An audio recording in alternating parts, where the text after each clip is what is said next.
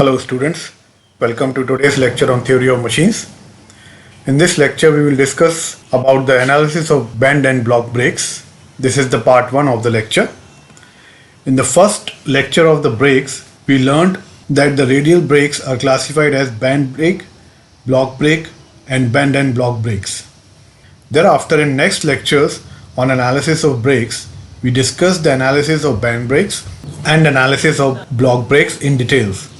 We also solved few numerical problems on both bend brake and block brake.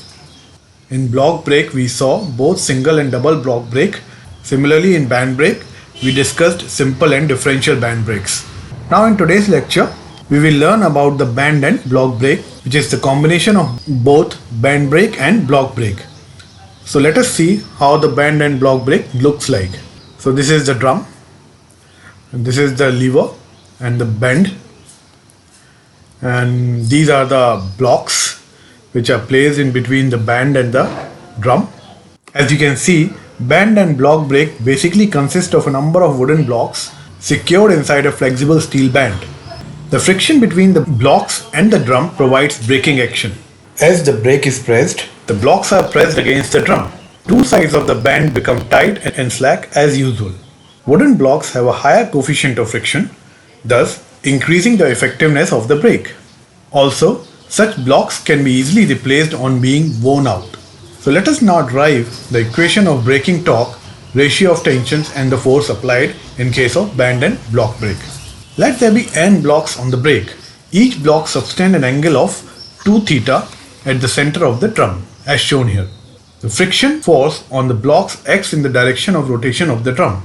For clockwise rotation of the drum, the end of the bend attached to A will be the slack side with tension T0, and the end attached to B will be the tight side with tension Tn.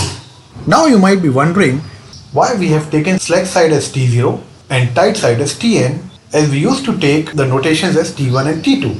Why this Tn? So let us understand this by another figure, which is something like this. Let's see this like a simple band brake having a single block. Then for the given configuration and direction of rotation of the drum, the tension on the slack side is T0 as shown here. Tension on tight side after the first block will be T1. Now let's add the second block.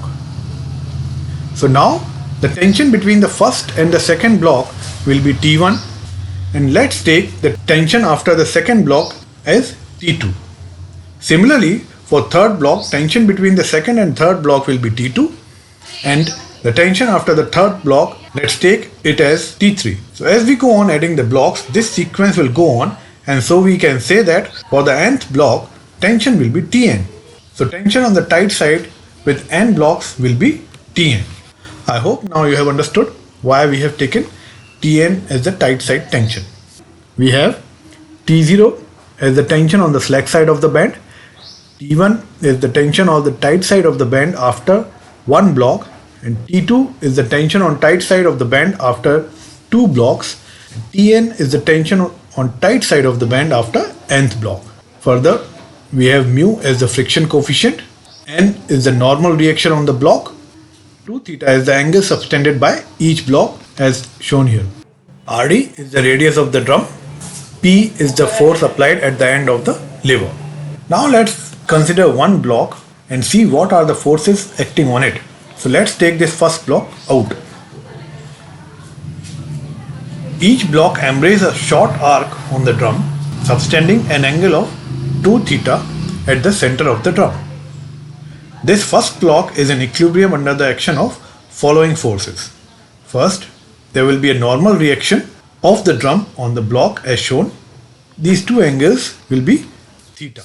Next we have the tension T0 on the slack side, tension T1 on the tight side, that is the tension in the bend between the first and second block. And last, there will be a force of friction mu n as shown in figure.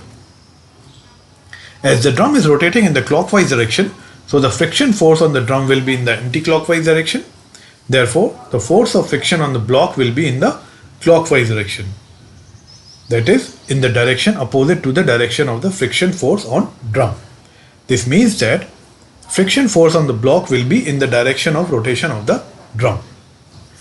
Now, having seen the forces on the single block, let's consider the equilibrium of first block and resolve the forces tangentially.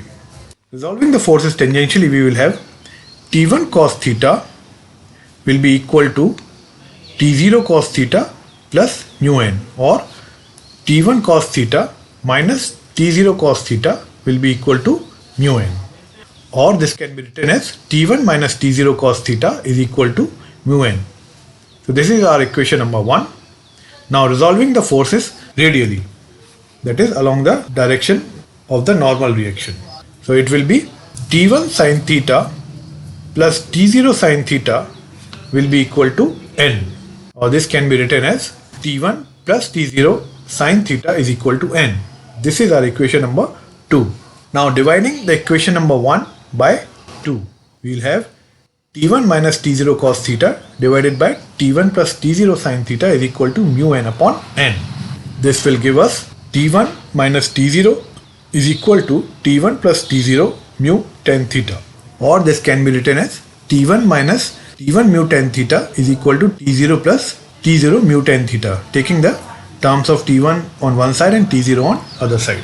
Now taking T1 and T0 as common, we will have T1 into 1 minus mu tan theta is equal to T0 into 1 plus mu tan theta. This will give us T1 upon T0 is equal to 1 plus mu tan theta divided by 1 minus mu tan theta.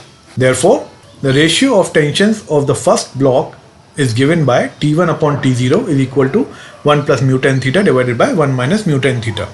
Similarly, ratio of tensions for the second block will be T2 upon T1 is equal to 1 plus mu tan theta divided by 1 minus mu tan theta.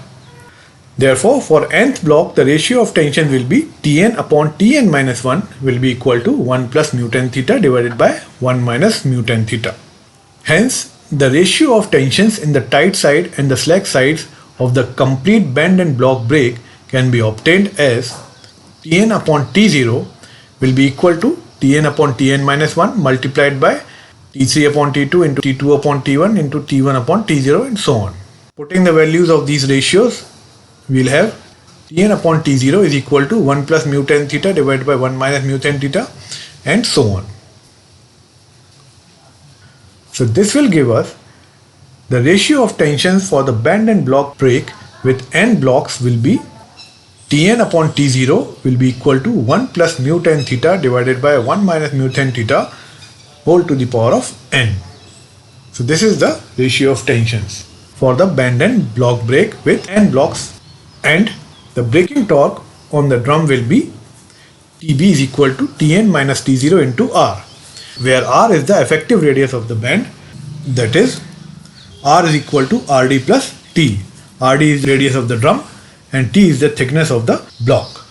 So this is how you can calculate the braking torque and the ratio of tensions in the bend and block brake, and also from this equation you can calculate either the coefficient of friction or the angle of contact as desired. Further, P can be calculated by considering the free body diagram of the lever and taking the moments of the forces acting on the lever about the fulcrum. This we have already seen in the previous lectures on band brake, both in case of simple and differential band brake. So using that method, you can calculate the force P that is to be applied at the end of the lever. So this is all for today's lecture.